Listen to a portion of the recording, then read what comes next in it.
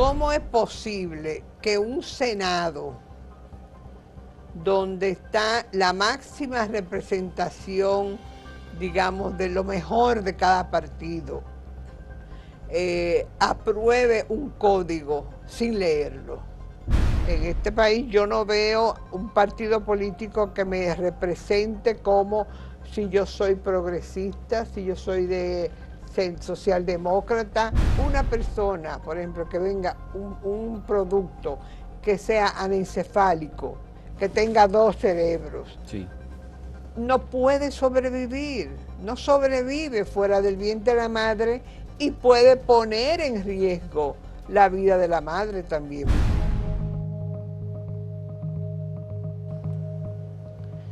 El debate en la vista pública de ayer en la Cámara de Diputados sobre el Código Penal, en una sesión encabezada por el diputado Alexis Jiménez, fue una gran manifestación de un sentir colectivo en que la sociedad dominicana, a través de organizaciones campesinas, organizaciones de mujeres, organizaciones profesionales y científicas, se expresaron, y organizaciones feministas también, partidos políticos también se expresaron sobre el Código Penal preaprobado, porque aprobado por el Senado, pero todavía en discusión en la Cámara de Diputados.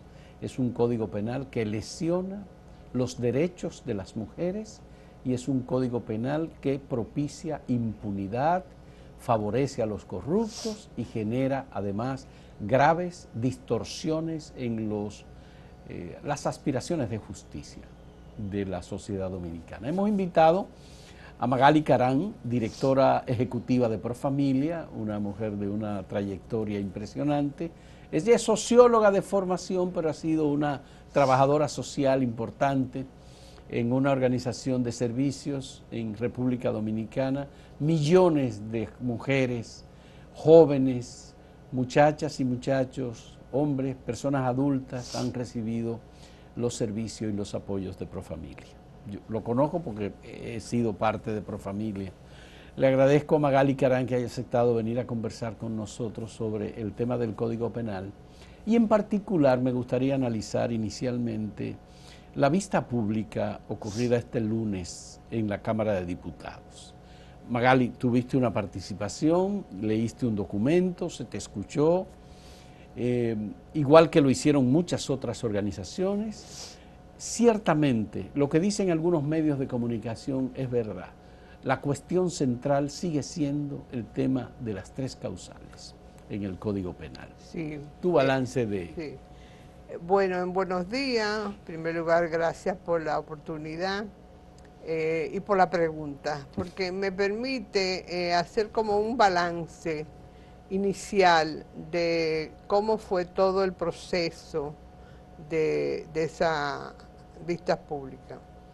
En primer lugar, yo creo y quiero felicitar al presidente de la Comisión de Justicia, Alexis Jiménez, que también pasó por Profamilia en sus años de adolescente, juveniles, en el programa con jóvenes, y llevó con mucha, magistralmente, manejó la participación, dio oportunidad a todo el mundo, a todos por igual, no hizo distinción, con muy buen don de mando, y yo creo que eso es justo reconocerlo. En segundo lugar, creo que la asistencia al evento fue masiva para el espacio que tenían. Estábamos representados en todos los sectores de la sociedad dominicana, así como tú señalas, las organizaciones de mujeres, pero también el Colegio Médico Dominicano, FINJUS, Participación Ciudadana, los colectivos de campesinos, CONAMUCA, sí. En fin, ahí estaban las mujeres de los partidos políticos, las mujeres de dirigentes del partido de gobierno. Así es, Dilia Leticia, viceministras, sí, viceministra Olaya Dotel, sí. Abogadas de mucho prestigio, organizaciones de abogadas. Es decir, ahí todo el que quiso habló en igualdad de condiciones. Y yo creo que eso es un ejemplo de democracia. Ojalá que ese esfuerzo que costó tanto organizarlo y llevarlo a cabo con tanta presión, pueda recoger todas las recomendaciones con objetividad, con sentido de justicia, desprovisto de valores y con la mayor objetividad posible en el análisis de las recomendaciones. Me explico. Estaban los sectores que yo llamo progresistas, los que queremos un código penal nuevo, pero queremos un código penal nuevo, progresista, de avanzada, que responda a las necesidades del siglo XXI y que responda a las necesidades y a la vigencia de los derechos de las mujeres, jóvenes, niñas, adolescentes, en sentido general de toda la población dominicana. Y por otro lado estaba el sector, digamos, religioso, fundamentalista, que continúa manteniendo su posición de negación al derecho de la mujer de decidir si continúa o no un embarazo cuando este es producto de una violación, de un incesto, o cuando el producto viene con malformaciones incompatibles con la vida fuera del útero de la mujer. Yo creo que eran las dos posiciones que predominaban, además de otras personas que se expresaron sobre el código con sus intereses particulares, municipalistas, campesinas. La campesina estuvo brillante, Benita Cordero. Esa Benita cuando dijo, ustedes pueden viajar, yo solo puedo ir a la UNAP, que se caracteriza porque nunca hay nada. Porque nunca hay nada. Aquello se fue abajo. Sí, sí. Y en cuanto, y las posiciones, repito, religiosas, que mantienen su posición tradicional desde hace tiempo. Posición que yo respeto, porque cada uno tiene el derecho de pensar como quiera. Sin embargo, lo que no apruebo o no me parece pertinente es que esa posición, que es muy válida desde sus principios religiosos, lo quieran imponer en las políticas públicas y en la práctica del Estado. Esa tendencia a volver a estados teocráticos propio de la Edad Media, propio de los inicios de la humanidad, donde la Iglesia, sobre todo la Iglesia católica, tenía todo el poder político, quitaba, ponía, dominaba, estaban vinculados el poder político y el poder religioso. Era la misma cosa. Sí. El mundo ha cambiado, ya hay una separación Estado-religión en la mayoría de los países, sobre todo en los países más avanzados, y sobre todo que no creemos que esa religión católica tiene una influencia mundial, y no es así. La Iglesia Católica tiene una influencia mayor en el mundo occidental y sobre todo en América Latina. Aquí es donde están su mayor cantidad de feligreses. Sí. Y eso tiene mucho que ver con la historia, con la colonización, con los imperios que dominaron. Sí, por eso es que yo pienso que hay un tema en la violencia, pero no quiero salirme mucho del tema, que no se habla, que es la violencia política. ¿Sí? La violencia política ejercida desde los inicios de la conquista y colonización de nuestros continentes. Pero quiero volver a la explicación de la influencia del catolicismo.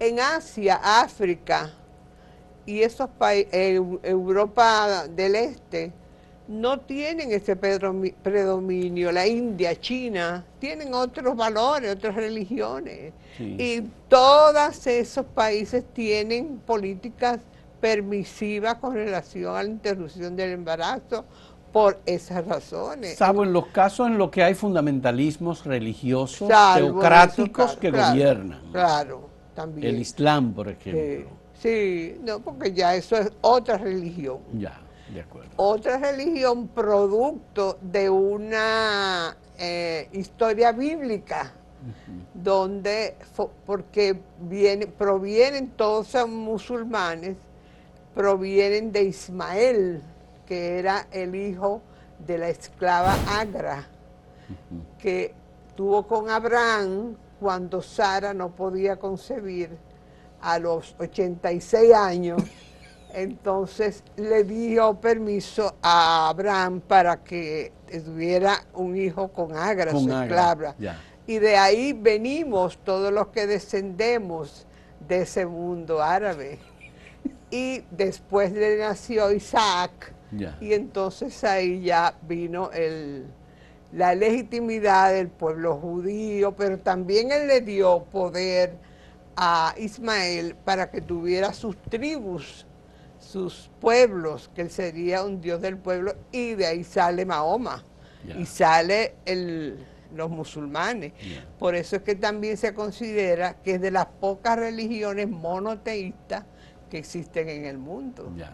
En la que hay un solo Dios. Un solo Dios. Porque son múltiples los dioses, cientos, miles los dioses que hay en otras religiones. Bueno, en el mismo continente americano, donde el catolicismo teóricamente tiene millones, los millones que dice que tiene, el país más grande, que es Brasil, tiene un sincretismo religioso. Sí.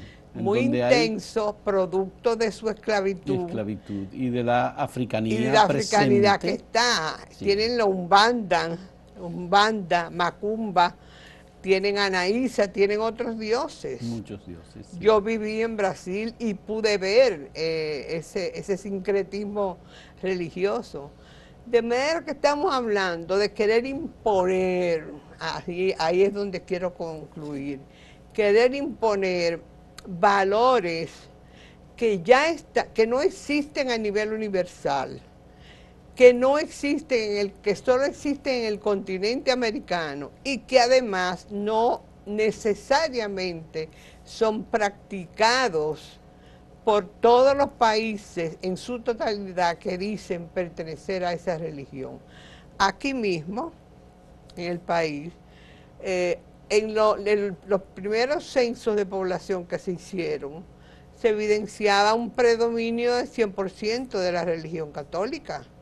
Sin embargo, ya eso ha ido disminuyendo, se han ido formando otras religiones, pero también ha ido tomando espacio las personas que dicen que no tienen ninguna religión.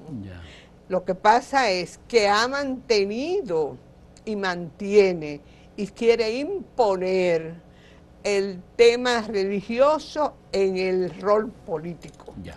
Y ahí es donde yo creo que es importante que nuestros legisladores y que nuestros políticos y que el presidente de la República entienda que tiene que haber una división entre la religiosidad, que es un asunto individual, personal, que se respeta, y las políticas públicas que tienen que ser para toda la población y que tienen que ser en función de la ciencia, de la evidencia científica y de la modernidad, y además del cumplimiento de los convenios internacionales que el país ha firmado y que se convierten en parte de la Constitución Dominicana.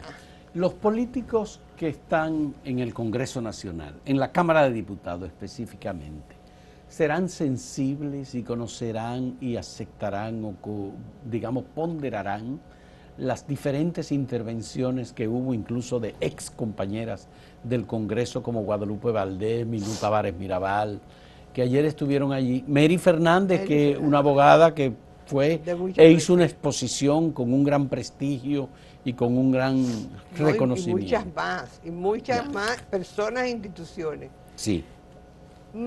Se ha discutido esto, lo hemos discutido rápidamente porque no ha habido tiempo, si realmente eso fue un evento de demostración de una pseudo-democracia. O Dicen que si esta es la casa de la democracia, decía lo repitió varias Alexis. veces Sí, el presidente. Bueno, ojalá, lo fue en la forma. ya. Yo espero que lo sea en el fondo, porque tanto Profamilia, que fue la primera que inició la presentación pidiendo la despenalización del aborto en las 3 causales, siguió Participación Ciudadana, Finjus. que nunca suele pronunciarse sobre ese tema, y muchas más. Si realmente le hace caso a esas instituciones y a los argumentos legales, humanos, sociales, políticos y de derechos,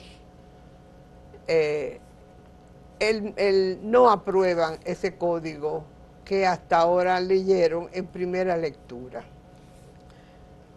Tienen que tener, tienen que evidenciar que realmente esa es la casa de la democracia y tienen que ser coherentes con lo que ahí señalaron. Y yo estoy segura y espero y confío en que así será. Alexis Jiménez dijo que se iba a redactar un resumen de cada una de las participaciones. Además hubo personas que entregaron sus documentos a la comisión y que eso iba a ir entonces a la Cámara de Diputados. Nosotros entregamos y además nos pidió, y lo hizo de manera directa, Magali, escriban las propuestas que ustedes tengan de modificación. Ciertamente se podría aceptar que hay diferencias nada más que en 14 artículos de los 419 artículos del Código. No sé,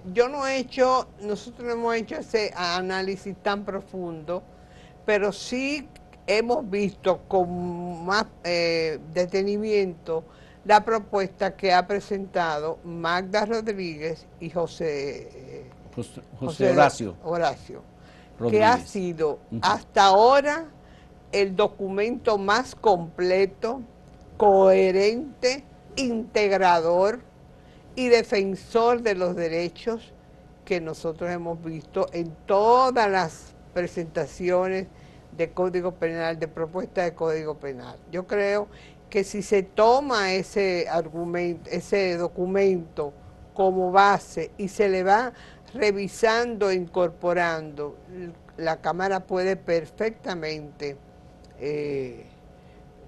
hacer un código que responda a lo que la población está pidiendo. Nosotros no nos oponemos a un cambio, a un nuevo código penal, pero que sea un código penal moderno, consensuado, que defienda los derechos de las personas y que condene todas las prácticas, no que las justifique, las prácticas de corrupción, injusticia, delitos que otras instituciones especializadas en el derecho han estado señalando. ¿Y cómo se resolvería el tema de que el código aprobado en el Senado y enviado y aprobado en primera ocasión en la Cámara de Diputados es el código de factura, se dice, de Ramón Rogelio Genao? Sí, se dice. Se dice. Ahora, yo creo que el otro elemento que yo quisiera analizar con relación a la forma en que se está llevando este proceso es cómo es posible que un Senado, donde está la máxima representación, digamos, de lo mejor de cada partido, apruebe un código sin leerlo. Realmente yo no lo entiendo, me resulta muy difícil aceptar que el Senado apruebe en 2 lecturas un código que no leyó. Pero todavía peor, que lo manden a la Cámara de Diputados y que éste haga lo mismo, donde ahí están representados en su mayoría el partido de gobierno, pero donde hay también representación de otros partidos políticos. Porque ellos partieron de que ese código ya había sido discutido, conocido, debatido, aprobado. Será entre ellos. Y que en una ocasión el presidente lo devolvió. El presidente Danilo Medina. No, pero no fue ese. No fue ese. No entonces. fue ese. No fue ese. No, no fue ese. Esta es una factura nueva. Esta es factura nueva, ¿verdad? Este código. De 419 artículos y fue introducido por Ramón Rogelio Henao. Del partido de Balaguer. Del Partido Reformista. De Balaguer. De Balaguer. Porque además siempre fue un balaguerista activo. Ah, sí. Yo sí. conozco desde mi infancia y adolescencia a Rogelio Henao, oyéndolo en el Partido Reformista, bueno, junto con mi hermano, que también era... Sí. Pero él es muy joven, Ramón Rogelio Henao es sí, una pero siempre estuvo en ese partido. Él ha sido muy coherente con el partido. Con el partido. Ha hecho alianzas y siempre ha estado en el Congreso. Ya. Él y Lila Alburquerque son dos personas reformistas que se manejan muy bien y están de una u otra manera permaneciendo en el Congreso. Sí, que Jarabacoa, Constanza, bueno, él es el senador de La Vega, y San Pedro de Macorís siempre han tenido una representación. Vamos a hacer una primera pausa, Magali, volvemos en un momento en este diálogo sobre el Código Penal que está en debate en la Cámara de Diputados.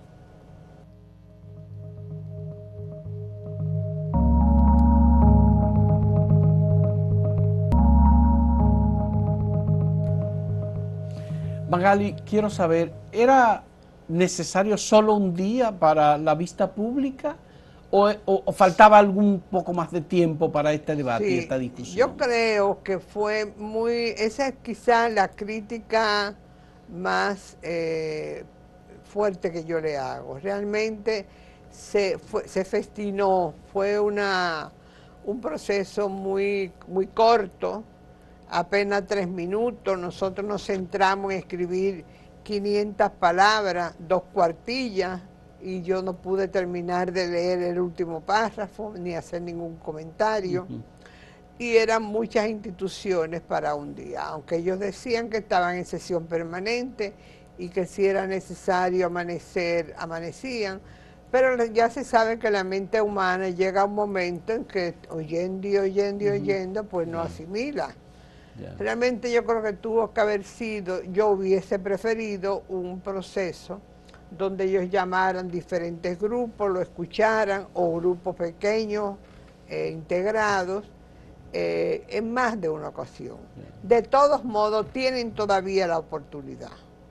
La legislatura vence el 26 de julio, la semana que viene, y yo no creo que si ellos de verdad quieren hacer un proceso democrático, ellos puedan en menos de 10 días hacer un trabajo exhaustivo, integrar, modificar, ponerse de acuerdo, y si así lo hacen e introducen cualquier elemento nuevo, tiene que volver al Senado. Ya. Y no se corre el riesgo de que la Cámara de Diputados, como ya aprobó en una primera lectura, lo convierte en ley en una segunda lectura, sin ninguna modificación, y todo lo que se dijo se perdió. Tiene el riesgo. Ahora queda todavía una instancia, que es el presidente de la República, que dijo y tiene el derecho de vetarlo. Cuando digo puede, es porque por la Constitución lo puede hacer.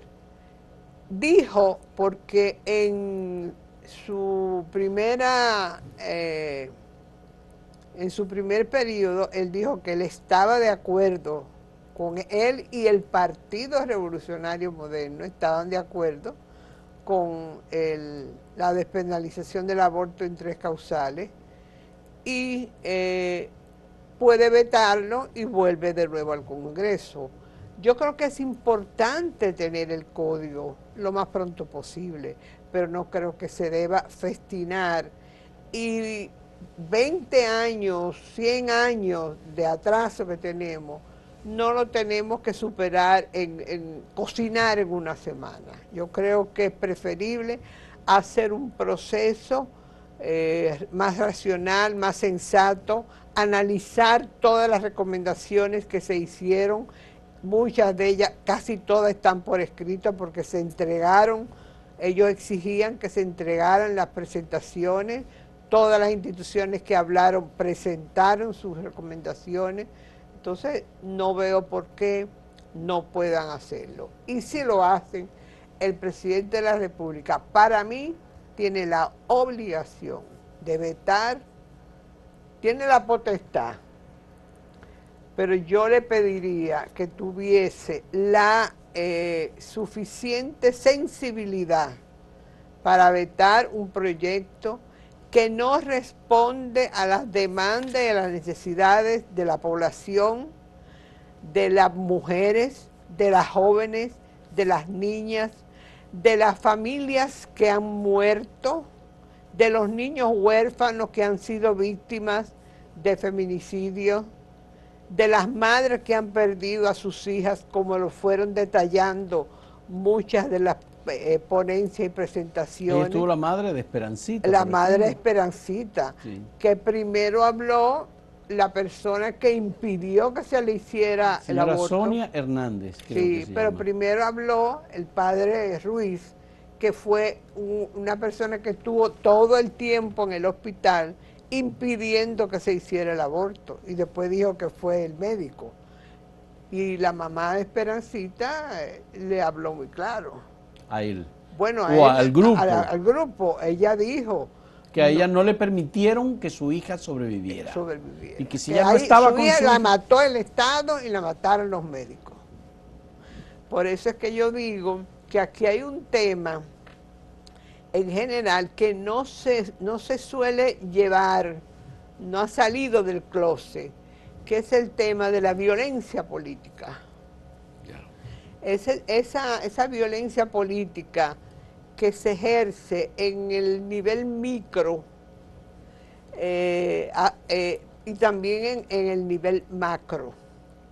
En el nivel macro, ¿a qué me refiero? La violencia que se ejerce desde el Estado, desde los estados, no me refiero solo a República Dominicana, me refiero a nivel de las colonias, de las colonias que impusieron, asediaron, asesinaron, les robaron sus riquezas. Sus riquezas materiales y su humanas, historia y cultural también. Fue aplastada. Religiosa, rítmica, gastronómica. Sus joyas están todas en Londres. En los museos europeos. En los museos europeos, Londres, Toledo. Bueno, el oro de Santo Domingo está en Toledo. En Toledo. Eso dicen, ¿no? No, yo lo vi. Yo lo he visto. Y he visto vi el de Londres, que incluso ellos mismos explicaban, viene de la India. Y mi hijo, que estaba conmigo de 11 años, me dice, mami, y ese fue el oro que les robaron desde la India. Un niño de 11 años. Tabaré. Tabaré. Sí. Eso era violencia, es violencia política. Pero la es todavía ahora, que hay un neocolonialismo. Hay un neocolonialismo aliado al neocapitalismo y al fundamentalismo religioso. La extrema derecha, con sus representantes ideológicos, Trump, sí, Bolsonaro, sí, y puedo seguir señalando. Milei. Milei, pero sí, no quiero. Bueno, eso es una violencia que se ejerce desde el Estado, es violencia política. El mismo hecho de la condición de la mujer.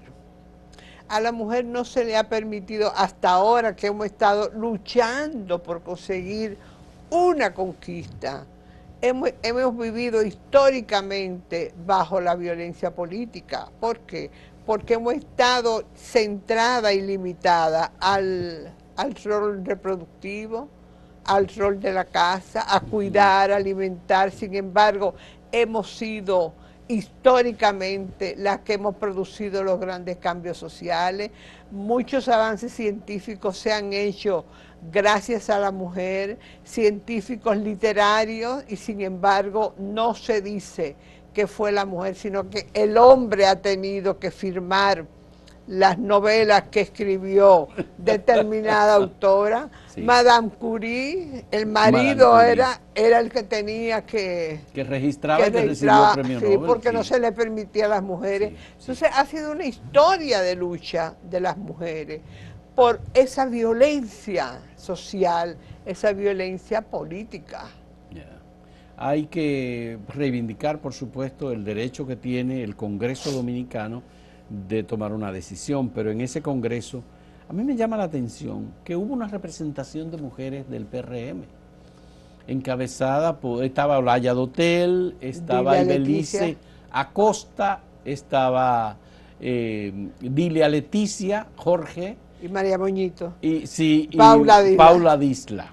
Y leyeron un documento. Pero la mayoría de los legisladores son del PRM. Bueno, son de las contradicciones que se dan en la política. ¿Se mantiene la idea de que los legisladores del PRM pueden votar por cualquier posición? Eso dijo en el periodo pasado, en este periodo lo dijo el presidente de la República. Yo tengo mi pensamiento, pero yo no los puedo obligar porque es otro poder del Estado. Si nos amparamos en eso, pues es válido lo que sucedió. Ahora, yo creo que el gran problema que está pasando en los partidos políticos es que se ha perdido el mundo de las ideologías. Se ha desideologizado, por lo menos en este país. En este país yo no veo un partido político que me represente como si yo soy progresista, si yo soy de socialdemócrata, o si yo soy de extrema derecha, o si yo soy... Está todo... Nada, en la campaña nadie hizo un programa de gobierno que uno pudiera seguir, darle seguimiento, hacer veiduría, nada, todo fue caras y sonrisas. Uno se hastiaba en la cara de ver en la calle, de ver nada más caras y sonrisas. Sí. Y eso se expresa en el Congreso. Eso se ve, porque el Congreso es una representación de lo que es la sociedad dominicana hoy. Ya. Digamos que es común la teoría Sergio Cedeño sobre la mujer y su rol en la sociedad dominicana. Bueno, yo no sé si es común, pero yo creo que sí existe, sí está en el imaginario social de muchos hombres dominicanos, y lo afirmó Luis Vergés, que es un psicólogo experto en trabajo con hombres. Él dijo en la entrevista que sí, que es una creencia marcada entre hombres dominicanos. Generalizada. Entonces, eso quiere decir que uno de los desafíos... Así que el hombre es el dueño del cuerpo de la mujer. Sí, señor. Y cuando él lo quiera, lo puede utilizar, aunque la mujer no quiera. Esa es la teoría. Es el fondo. El fondo de la teoría, ¿verdad? Entonces, tú me dirás dónde está la mujer, los derechos de las mujeres. Las mujeres que son las que trabajan, las que cocinan, las que cuidan los niños, las que, en fin, están en las universidades en mayoría. Pero eso no es solo aquí en República Dominicana, porque las denuncias por abuso sexual, por ejemplo, en estrellas de Hollywood y en productores de cine y todo lo demás, nada más se vino a saber después del inicio del Me Too, sí, que fue un movimiento bastante poderoso de mujeres contra la violencia. Sí, porque así era como ellas ascendían. Ellas ascendían y la escogían como estrella no por sus valores artísticos, su capacidad profesional, sino porque tenían relaciones o aceptaban el acoso de los productores y de los directores. Es de modo que eso es un tema sí, es mundial. Para el mundo. La lucha de las mujeres no es solo aquí, es mundial.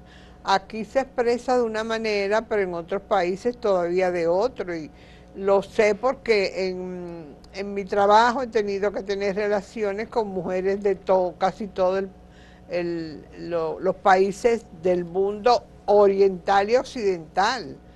Y bueno, la situación es similar, igual o peor. Todavía, por ejemplo, en los países musulmanes, la mutilación femenina, genital femenina, existe, a pesar de todas las presiones que se han hecho.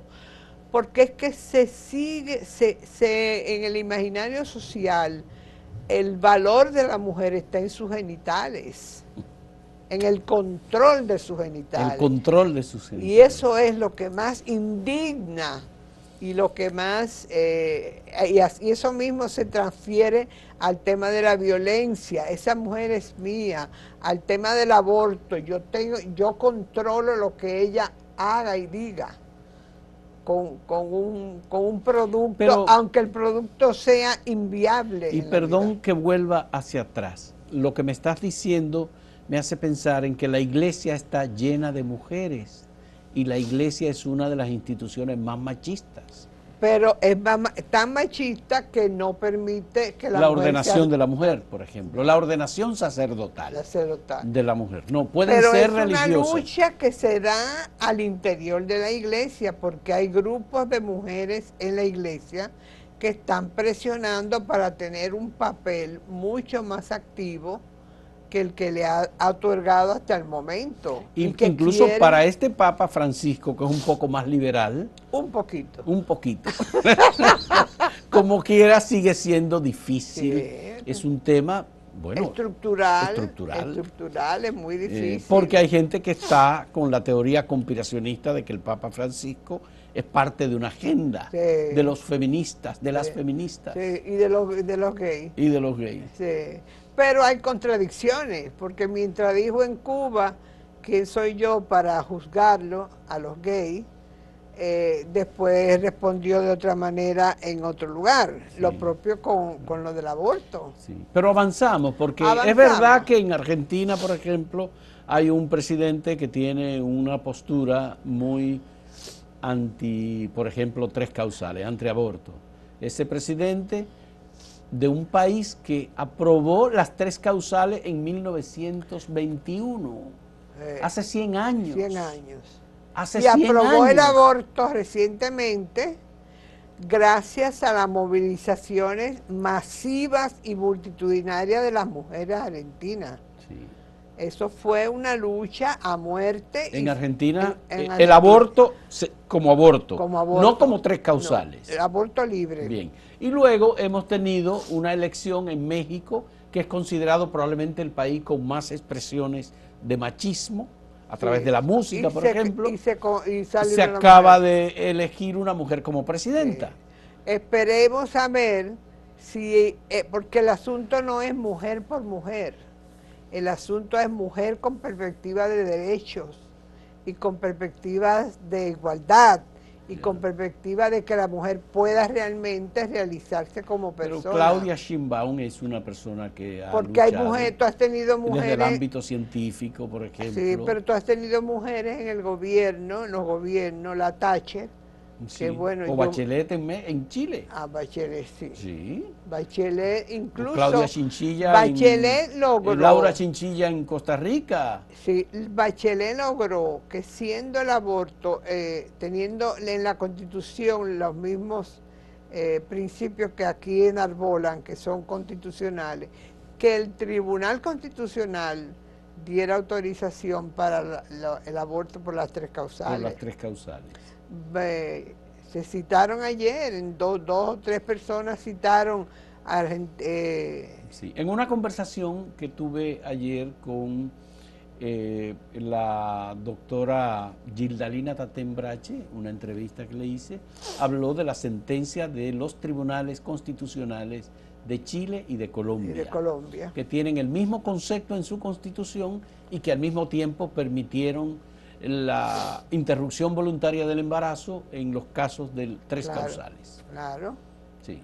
O sea que, y aquí la misma Constitución, constitucionalista como por ejemplo Cristóbal Rodríguez, hace un análisis sobre el artículo que prohíbe, que señala que la vida comienza con la concepción, con otros artículos 38 y 42, donde dice que se debe respetar y darle la dignidad, la vida de las mujeres. O sea que permite que realmente un asunto como las tres causales, porque no estamos pidiendo aborto libre. Nadie quiere un Aquí aborto no se está, libre. ni las mujeres Ni las quieren mujeres. hacerse aborto, porque en definitiva yo no sé Ahora, que alguien quiera hacerse un no, aborto. ¿a quién le gusta? ¿A quién le gustaría? Subirse a una sacasilla ahí para que te estén jurungando.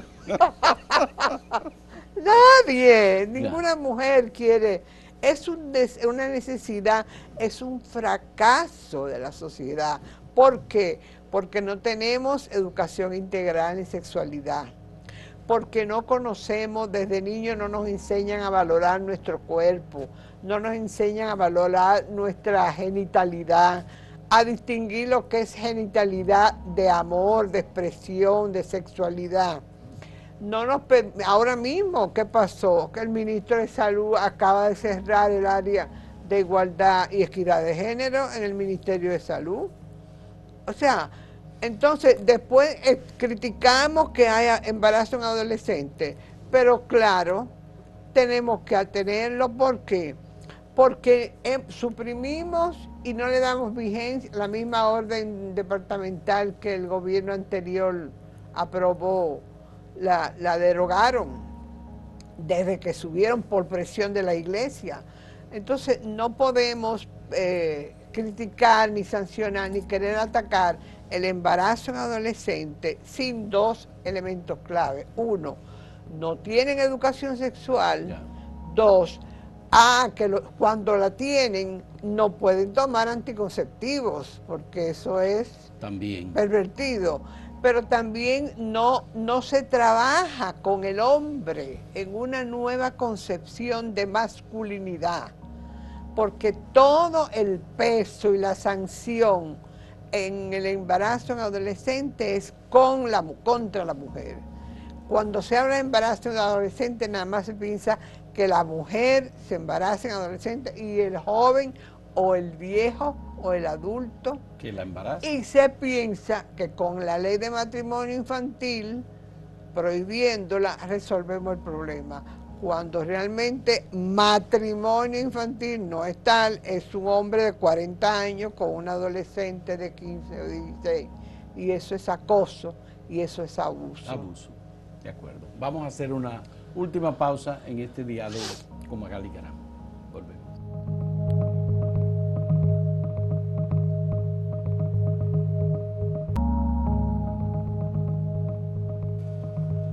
Magali, una de las distorsiones que se ha expresado es que las malformaciones fetales, por ejemplo, o causas de interrupción del embarazo puede ser nada más que una, porque dicen, bueno, le estamos concediendo en el código una de las causales que ellos quieren. Hay dos que se están excluyendo. En realidad, hay una idea de cuántas pueden ser las malformaciones que puede tener una mujer motivo para la interrupción de un embarazo. Hay una confusión muy grande. Se piensa que cuando nosotros decimos incompatible con la vida o se nos ha querido manipular, nosotros estamos hablando de que, por ejemplo, si se sabe que un niño viene con el síndrome de Down, ese no lo queremos, ese queremos matarlo, así es que dicen, o si es un autista, o si es un niño con alguna un retardo mental, y no es nada de eso. De lo que se trata es de causas que científicamente están universalmente estudiadas, y ahí entrego una lista pormenorizada de todas las deformaciones que son incompatibles con la vida, que no nos podemos poner a leer, pero que sería muy importante conocer, y a eso es que nosotros nos referimos. Una persona, por ejemplo, que venga un producto que sea anencefálico, que tenga 2 cerebros, Sí. no puede sobrevivir, no sobrevive fuera del vientre de la madre y puede poner en riesgo la vida de la madre también. Mueren los dos. Sí. Entonces, es humano eso, Sí. es justo. Y ahí tú puedes ver que otras... Hay muchas otras, hay una patología renal bilateral con secuencia Potter y de comienzo precoz, que es una insuficiencia renal prenatal, por ejemplo. El síndrome de bandas amnióticas, que son malformaciones fetales causadas por adherencias fibrosas que atrapan y estrangulan extremidades y otras partes fetales, llegando a amputarlas. La displasia esquelética letal con hipoplasia torácica y afectación precoz. Eso es que los huesos y cartílagos del feto no se desarrollan normalmente y tampoco la caja torácica. Y siguen ahí enfermedades graves e incurables como malformaciones cardíacas específicas, formas graves de anomalía de Epstein, hipoplasia de cavidades izquierdas, isomerismo derecho, cualquier cardiopatía estructural que se acompañe de fracaso cardíaco, micardiopatías, etc. Encefalocele asociado a otras anomalías que causa desestructuración anatómica del sistema nervioso central. Ausencia de hipoplasia grave de vermis cerebeloso, trastorno neurológico que afecta el desarrollo del cerebelo. Hernia diafragmática grave, esclerosis tuberosa, crecimiento de tumores en el cerebro y otros órganos. Son nada más que algunos de los que están aquí, ¿sí? De los, y sin embargo, nos dice, es que quieren a un niño, a un producto, porque sea síndrome de Down. No, una persona con síndrome de Down puede llevar una vida perfecta, no nos referimos a eso, pero nos quieren estereotipar en que eso es lo que nosotros queremos. Ya. La otra cuestión, los políticos que están en el Congreso, legisladores, que tienen miedo a perder votos, dicen, bueno, si aprobamos esto, nos quitan las religiones, los grupos, las iglesias, nos hacen campaña y entonces perdemos la adhesión o el apoyo de las iglesias a las candidaturas de los partidos. Sí. La realidad es que la iglesia ha manipulado históricamente, sobre todo en los últimos periodos de la incipiente democracia, utilizando todos los recursos a su alcance, y tiene muchos, y muchos de ellos otorgados gratuitamente por el Estado, con el producto de los impuestos que tú y yo pagamos. Y usan eso, usan sus emisoras radiales, sus emisoras televisivas, los púlpitos, para denostar a diputados, a candidatos que tienen posiciones progresistas con relación a estos temas. Sin embargo, se ha ido evidenciando que cada vez es mayor la cantidad de personas que piensa y toma decisiones y vota por lo que responde a sus intereses. Un caso concreto y evidente fue aquellos famosos 30 diputados que cuando se estaba discutiendo la Constitución en el 2010, levantaron una posición para favorecer la despenalización, la no inclusión de ese artículo. Le hicieron una campaña monstruosa a través de todos los púlpitos, de todas las iglesias, de todo el país, durante todo el tiempo que duró la campaña. Y los 30 salieron electos. Significa que no necesariamente una posición, por más instrumento y por más poder que tú tengas, influye en la decisión de una persona al momento de votar. Ahora, eso es el pueblo. Los que sí tienen poder político, que se lo dan los mismos políticos por el caso que lo hacen, o por las tendencias ideológicas que están tomando cada vez más fuerza a nivel nacional y a nivel mundial, que responden a lo que Toynbee llama el péndulo de la historia. Hoy nos vamos para la derecha, ahora para la izquierda, hoy para la derecha.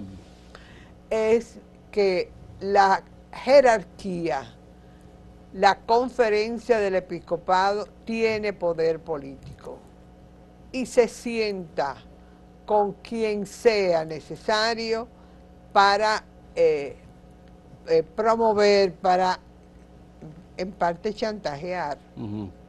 Chantajear. En parte, porque, bueno... chantajear a políticos, legisladores, presidentes. Y a presidentes también,